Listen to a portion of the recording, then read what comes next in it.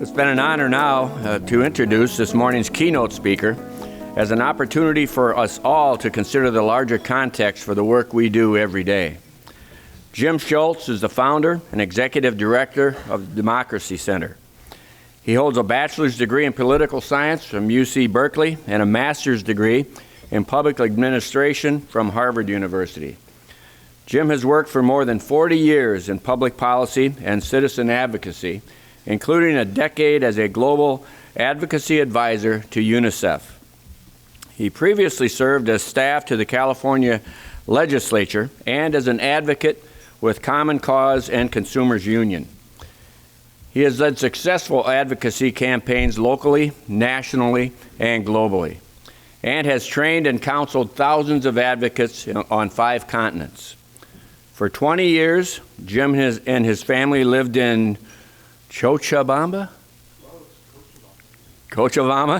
Bolivia, where he also served as president of an 80-child orphanage. Jim's published writings include 3 books, as well as articles in the New York Times, The Nation, Stanford Social Innovation Review, and other publications. His primary focus is the global climate crisis, the global refugee crisis, and building democracy through citizen engagement. A father and grandfather, Jim now lives in Lockport, New York. Please help me welcome Jim to Dubuque. Jim?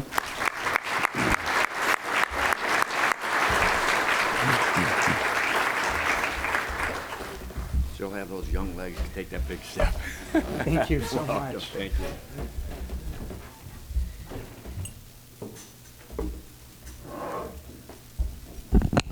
Good morning. How are you? Everybody awake? Everywhere I go, as I travel around the world, I like to ask people how they say good morning in their native language. How do you say it in Iowa? Oh, it's the same.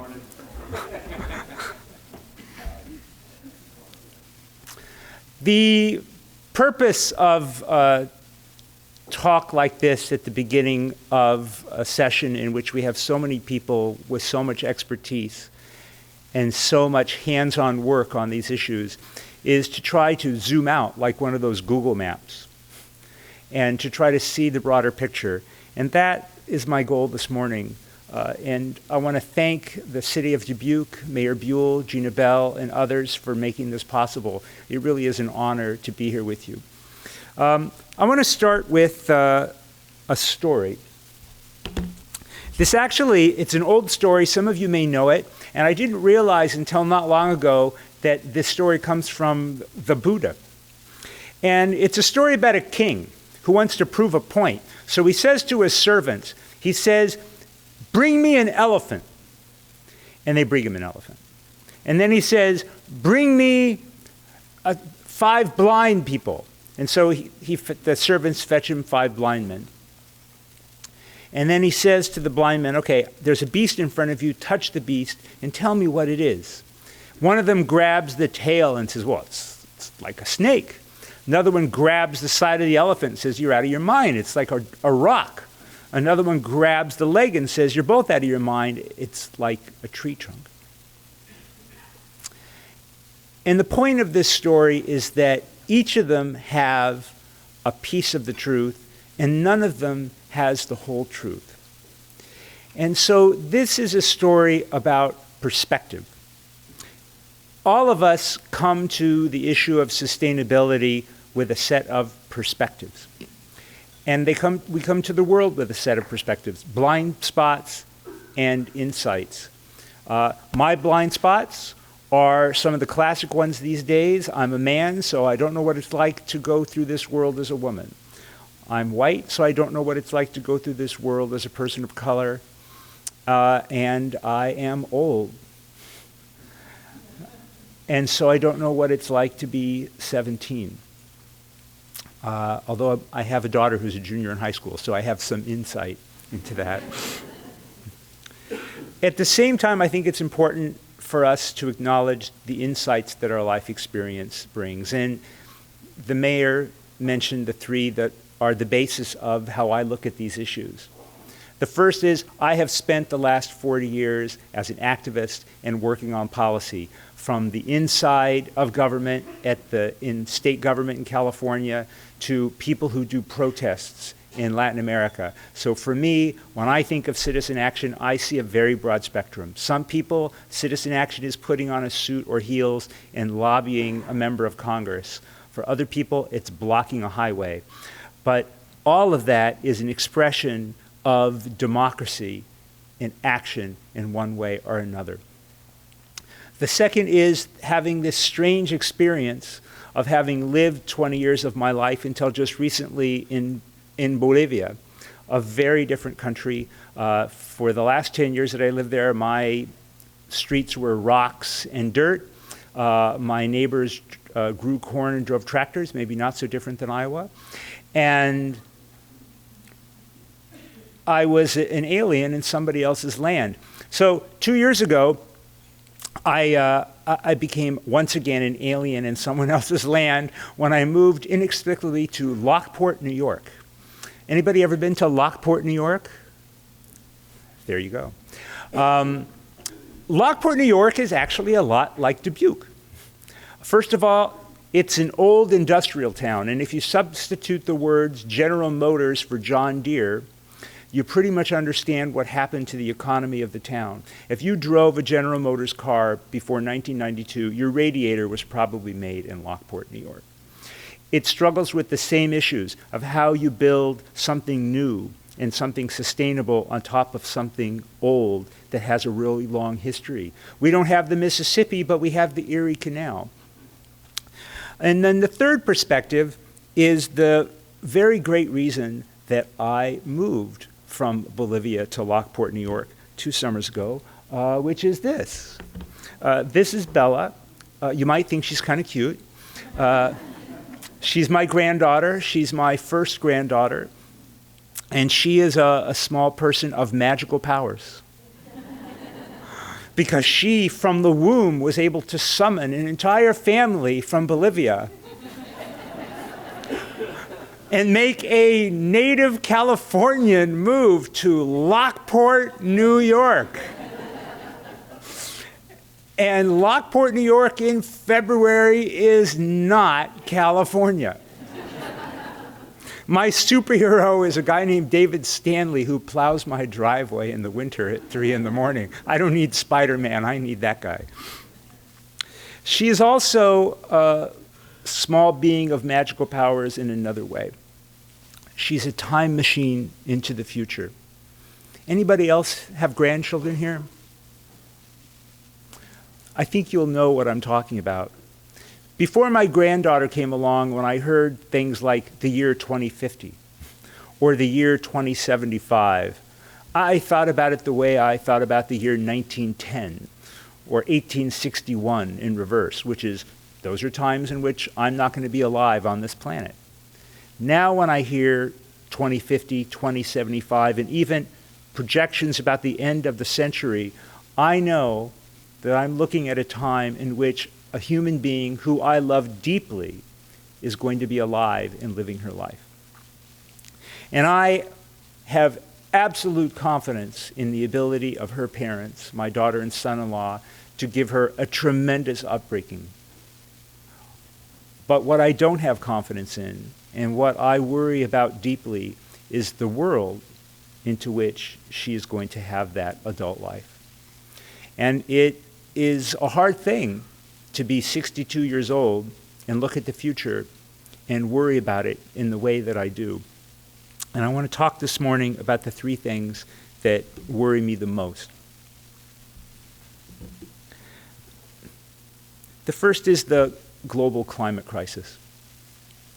I guess I should say at the beginning, I realize there are still people today who doubt the science. And I would just say that a few weeks ago I went to the dentist, and my dentist told me that I had cavities and I needed fillings. I rejected the temptation to go on the internet and look for conspiracy theories about dental work, and I just decided I would go with the expert.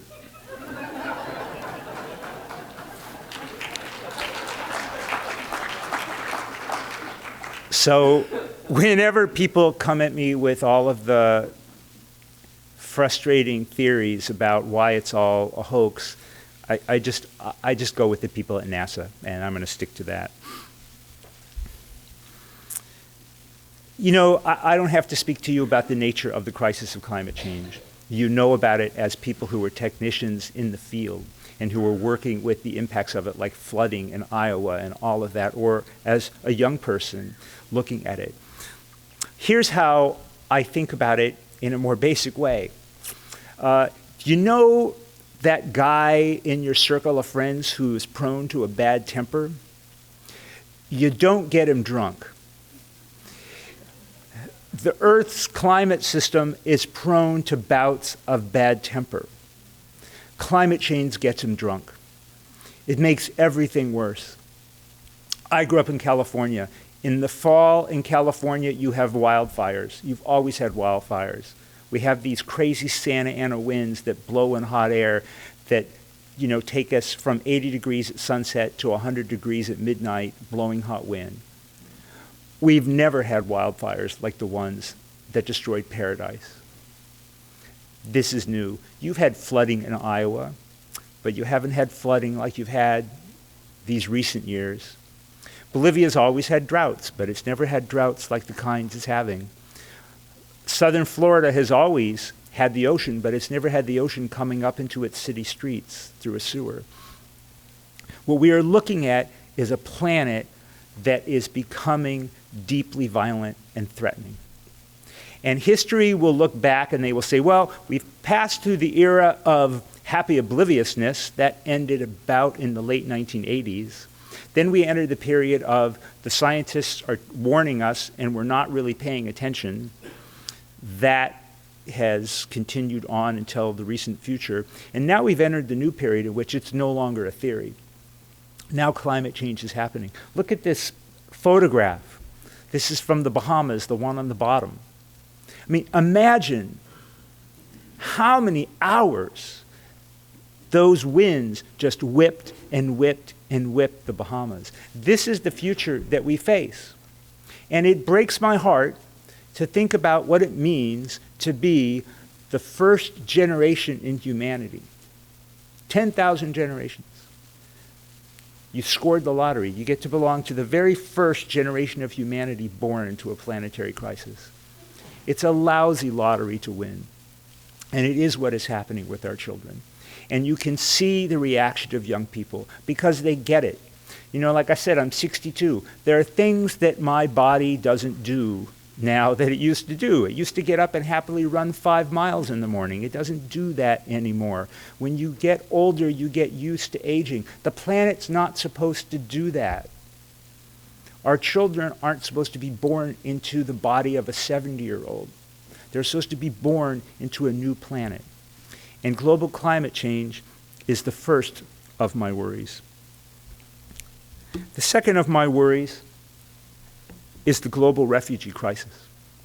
I was called to the Netherlands a few years ago by UNICEF to help them develop their government's policy strategy on how to deal with the rush of immigrants coming from the Middle East, from the Syrian crisis.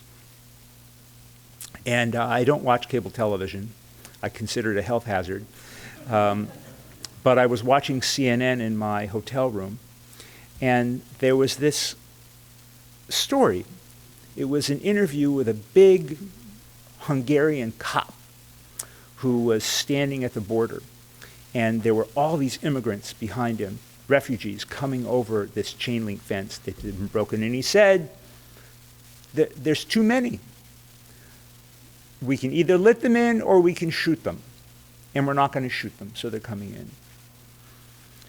That refugee crisis has produced 6 million refugees.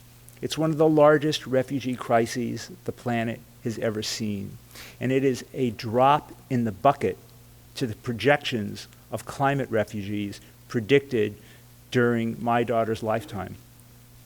Granddaughter's lifetime. By the time my granddaughter is reaching 30 and perhaps starting a family of her own, projections are for something on the order of 250 million climate refugees on this planet. We're looking at whole swaths of the Persian Gulf that may literally become uninhabitable by humans for more than 90 minutes at a time outside because of the combination of heat and humidity. We will start shooting them. We are literally headed to that kind of a scenario. I was in Mexico in June working with UNICEF again on the refugee crisis in Mexico and understanding the nature of these caravans that got so much attention last year. In my granddaughter's lifetime, and probably before the end of mine, if we have crop failure in Central America, if we have these kinds of things happening, we're not going to be looking at caravans of 10,000 people. We're going to be looking at caravans of 100,000 people. It's important to understand the nature of where we are headed. The climate crisis is a domino. The second domino is the refugee crisis. And we are going to have to decide as a country what we are going to do about that. Because the possibility of our becoming an island in literally a sea of misery is what we face in the future. And the sooner that we deal with it, and the sooner that we think about it in terms of supporting Central America and South America now to deal with the kinds of things we're dealing with here, right? We're getting ready. Those countries don't have the same kinds of political capacity and resources to get ready. And if they don't get ready in the way that we're getting ready in smart places like Dubuque, they are going to come. They are going to knock on our door, and they're going to do it in very large numbers. And we need to think very clearly about how many newcomers we can take in and what we're going to do, and how we're going to try to prevent these crises before they happen. That's my second worry. And my third worry is that just at the moment in which we need democracy the most, our ability to actually intelligently think about the issues and challenges in front of us and deal with it, our democracy's falling apart. That's another domino. I mean, look at the impact of the refugee crisis on politics in Europe. For the first time since World War II, we have a wave of authoritarianism finding a foothold in places like Germany and other parts of Western Europe. This is a scary prospect. In this country, we have completely lost, at the national level, our ability to have any meaningful conversation. All we do is trade insults with one another. We have this glorious system of social media with which we can learn the realities of other people, and we are just using it to insult people we don't know. Our government in Washington has completely lost its capacity to address any kind of major issue. And this is exactly the wrong time for that to happen. Going back to the idea of the elephant and the blind men, we have entered a period in which the guy with his hand around the elephant's leg is completely convinced that the guy with his hands on the tail is out of his mind. One of the great things about living in Lockport, New York, and as you might have guessed, I'm not a Republican, is I live in one of the most Republican pro-Trump corners of New York State. And these are my neighbors. And I've learned an enormous amount about how to respect people who don't look at the world the same way I look at it, and how to have conversations with people who don't look at the world the way I look at it, and it begins with respect. And we're losing that ability. And climate change is a really tough nut on democracy. Why? Because where democracy works really good is when I'm running for city council and I say, vote for me and I will put a sidewalk in your neighborhood. And then I deliver the sidewalk and I come back later and I say, vote for me. Because I've done something very clear. I made a promise, I kept a promise, it's very clear. And who I'm appealing to is right there, the citizen of Dubuque. The future is not voting in this next election, and it's the children of the future. It's, when we talk about the rights of the unborn, the true rights of the unborn, if I'm unborn right now, the thing I'm really worried about is the way the world is going, and I have no vote. And the political system is miserable at paying attention to the interests of people who have no vote. The future has more of a stake in the elections coming up than anybody else, and the future isn't even around to see all the television ads in Iowa.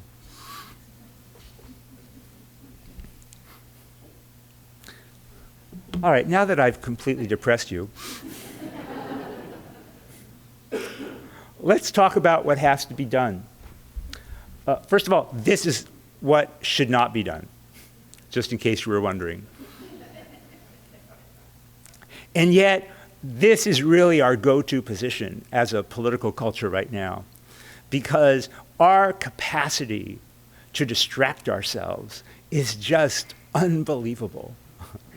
As I once read, we now hold in our hands a device that allows us to access all the knowledge of humankind, and we use it to watch cat videos.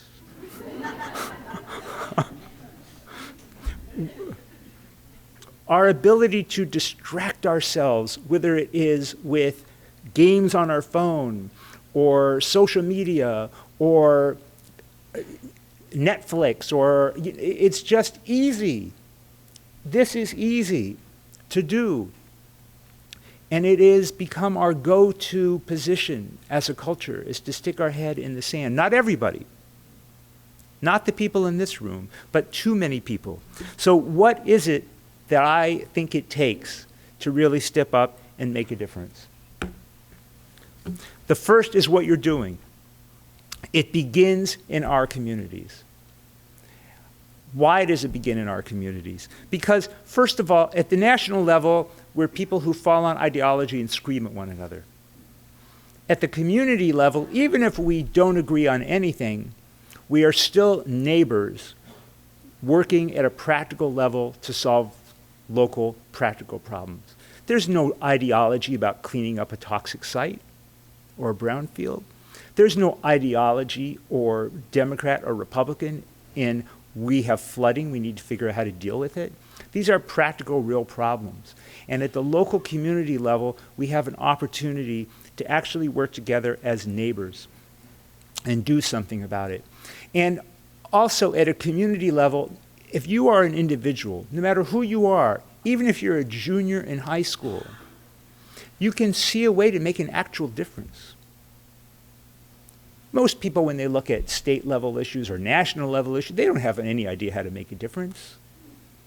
Those people have spent 15 years building up the political capital to make a difference at the national level. But at the local level, people have a shot at actually making a difference that they can see and that matters. And to do it in community and to do it with one another. And this is why the Secretary General of the United Nations recently said, cities are the first responders to the climate crisis.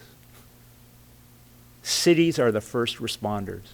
If you look at, when the United States pulled out of the Paris Accord, who is it that took up the slack? Because remember, the Paris Accord is a set of promises of what the country will do, what every country will do. And since our national government is not stepping up to the plate, local governments across the country and state governments across the country have formed pacts and said, okay, we're going to do it. We're not going to wait for the national government to do it. We're going to do it. So I am deeply hopeful about communities. There's so much vibrancy happening. And what you're doing here is so important because Dubuque has set itself up as an example, not just saying, look at what we're doing, but come see what we're doing. How can we help spread it? Because that's the great thing about knowledge. I can give it away for free, and it costs me nothing, and it makes me better. And so what you're doing here, to me, is not just cool. It is a pillar of what it is going to take to respond to the climate crisis.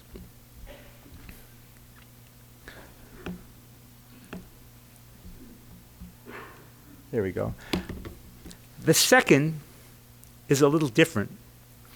And there's a little story attached to it, an Iowa story, as it turns out. A man who changed my life spent 25 years of his down the road in a monastery. His name was William Wilson. He was a Trappist monk. And he was a troublemaker as a kid, lived in Philly. Somehow he ended up in this monastery, spent 25 years there, and in his early 40s, he was so secluded, he told me he missed Watergate, which I thought was really funny. I told him you shouldn't, it was really great. And in any event, he started reading these pamphlets from the Maryknoll order of the Catholic Church about Latin America. And so he decided he was called to go to Latin America, and he moved to Bolivia, studied language, and ended up being a hermit in rural Bolivia, and after that started an orphanage in a city called Cochabamba. And in 1990, when my wife and I were newlyweds, we sat down with Father William Wilson when he paid a visit to San Francisco to talk about how we were going to go to Bolivia and work in that orphanage in our first year of marriage as volunteers. We didn't know at the time that we start bringing back the kids from the orphanage to be our children. That came later. But he gave me a piece of advice that I always thought was one of the most genuine pieces of wisdom I ever heard. Because we were organizers, my wife and I. Said, oh, so what should we do? Well, should we do that? And he's kind of this, he looks kind of like a skinny Santa Claus who's like he's online to God all the time. He talks like this. He's still around. He's in his 80s. He doesn't look like it. Looks younger than I am. And he said, you should discern what it is you feel called to do and gifted to do. And I just love that. It's the best life advice to this day I've ever heard. What are you called to do and what are you gifted to do? Called to do means what does your heart say you're passionate about? Because if you go down a road to do something in your life that you are not passionate about, it's going to be a very bumpy road. You have to find your passion. And you have to find what you're gifted to do. What is it you're good at? I think we live in a moment in which, in one way or another, we all have to be called to dealing with the planetary crisis in which we find ourselves. That has to be integrated into all of our priority sets. It doesn't matter. If we are a business person, we need to be called to that. If we're a mayor, we need to be called to that. If we're a teacher, we need to be called to that. If we're a high school student, we need to be called to that. It doesn't matter, because this is the work at hand. And then to figure out how to bring the gifts that we have. Everybody has a set of gifts. So if I'm an engineer, or if you're an engineer, I want you to be thinking about how do I use my talent as an engineer? Not to scrub your talent and do something else you're not good at, to take that talent and apply it to this. That's what we need. We need everybody to look at what are the gifts that they have in the world and bring that to bear on this crisis. To me, that's what's fundamental. We need to see it as a shared piece, and everybody needs to see the way they can contribute to it. I was talking to a young woman on the airplane, and on the way here, and she reminds me so much of so many of my nieces. I'm sure you know this. There's this whole cohort of young people in their early 20s who are just starting out their careers, and they are working their tails off. It's amazing how overworked they are. And they're trying to figure out what they're interested in. I want every one of them to have the option of expressing their talent and desires in something that heals the planet. That's my ambition, and I think it needs to be all of our ambition.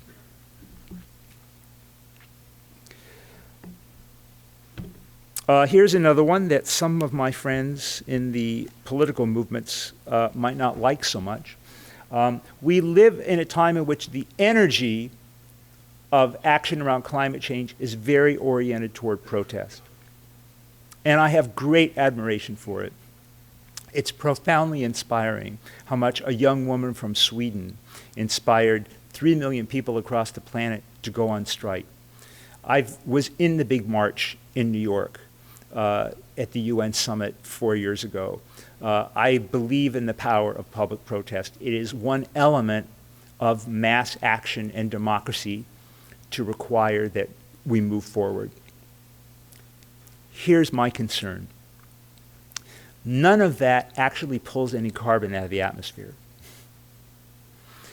As an activism strategist, one of the things I can tell when I look at a movement is what's the arc of what they're doing, the arc in time. I was one of the founders of the Access to Healthcare movement in California in the early 1980s. And that's a movement that still is in the middle of its arc to guarantee affordable healthcare to everybody in this country. And we're talking 30 years. Sometimes movements take 30 years. We don't have 30 years.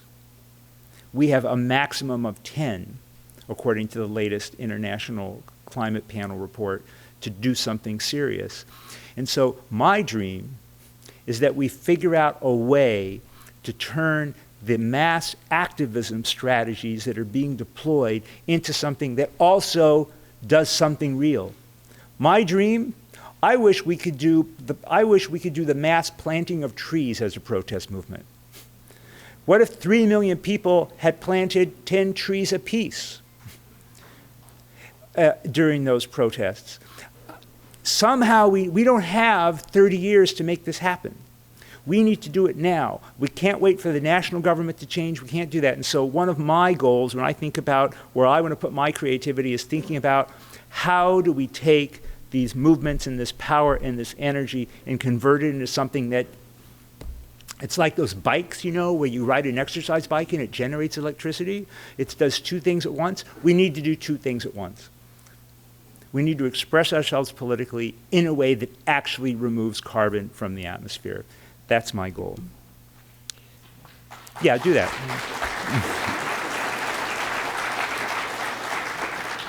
Okay, I'll think about it more now that you've applauded. I'll tell you what I come up with. Actually, I thought of one. Anybody going to see a presidential candidate in Iowa in the next month or two? Raise your hand if you expect to see a president. So here's what I'd like you to ask them.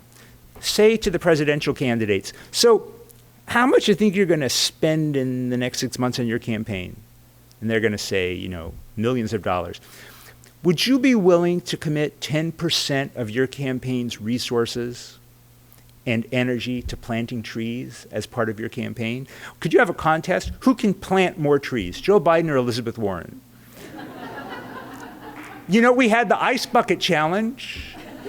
Why can't we have the presidential candidate tree planting challenge? You can actually make that happen. You're Iowa. They talk to you.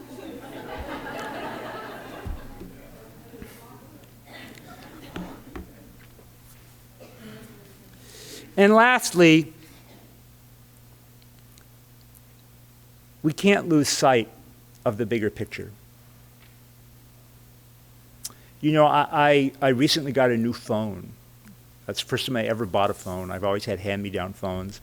And it's got this really cool feature on it that people might have heard about called portrait mode. Do you know what I'm talking about? Back in the old days when we used real cameras where you had to make adjustments, we called it depth of field. But the general idea is you can take a subject like your granddaughter and you can focus on her and make everything in the background blurry. This is our temptation in life, is to bring what's direct next to us into clear focus and to ignore all the blurry stuff in the background. Well, the blurry stuff in the background is the planet. It's those other countries that are struggling. It's those refugees that are on the march. That's all the blurry stuff. We can't live in a world even where the stuff that's important. My granddaughter's important. What happens in Dubuque is important. But neither of those things are the whole world. And we can't relegate everything else to the blurry stuff behind the scenes. We have to recognize that what we're doing is part of a global crisis. We need to take the lessons that we're learning and we need to share them. We need to take the work that we're doing and use it to create inspiration for others. We need to listen to the people who are coming to us about refugee resettlement right here in our own towns and listen to them and make room for newcomers. We need to see the world as a whole and understand that what we are trying to do here is one piece of a small puzzle that is so much bigger, because we can build all the walls we want. We can make them 10 feet tall. We can make them 20 feet tall. We can make them 50 feet tall, and none of them will ever affect the atmosphere. We live in one atmosphere. What we do in this country affects the atmosphere in Bolivia. What people do in Europe affects the atmosphere in India. We are all part of one atmosphere, and there is no wall. The future is one planet, and there is no way to escape in our comfort zone what's happening. The work that you are doing is building a very concrete set of pieces to the puzzle, but always understand that it is one puzzle. And at the end of the day, the puzzle that we are building together on sustainability is about the very most important thing that we do in the world. Because if you take away everything else, if you take away the cell phones and the network news and the impeachment and the this and the that, the only thing that really matters is what kind of a planet we hand to the next generation. We are only links in a chain. We're 10,000. And we can't be one of the last.